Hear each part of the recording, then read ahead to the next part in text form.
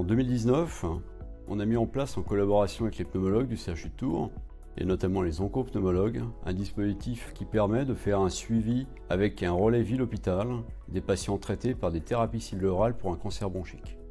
À l'origine de ce programme, plusieurs constats. Tout d'abord, la multiplication du nombre de thérapies ciblées orales disponibles, la possibilité donc de traiter de plus en plus de patients pour des cancers de plus en plus étendus, tels que le cancer du poumon, le cancer du sein, le cancer des ovaires, et bien d'autres encore.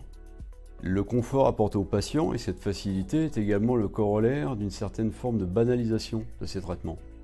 Et par ailleurs, ces médicaments étant aussi associés à beaucoup d'effets indésirables, il y avait un risque majeur de décrochage de la part des patients, ce que l'on appelle aussi l'inobservance thérapeutique.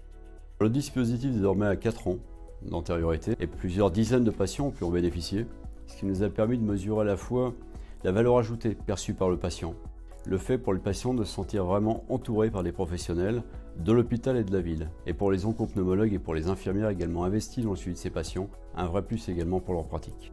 Des résultats qui pour le moment sont extrêmement intéressants. Il est évident que quantité d'autres patients pourraient également bénéficier de ce dispositif, et notamment pour des cancers tels que le cancer du sein.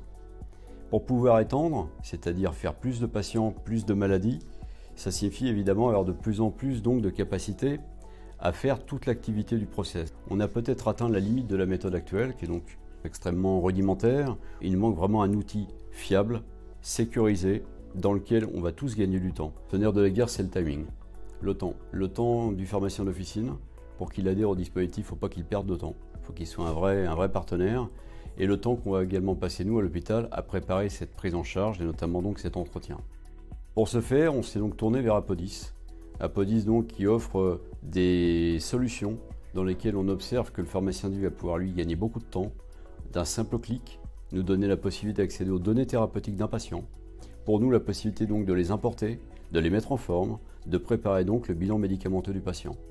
Donc ce gain de temps est évidemment ici une attente parce que ça permet de prendre davantage de patients en compte. L'observance est la garantie numéro 1 de l'efficacité de ces traitements. Ce sont des médicaments qui ne supportent pas les interruptions thérapeutiques. Donc le dispositif vise à suivre le patient, à l'accompagner et justement à éviter toute forme de décrochage.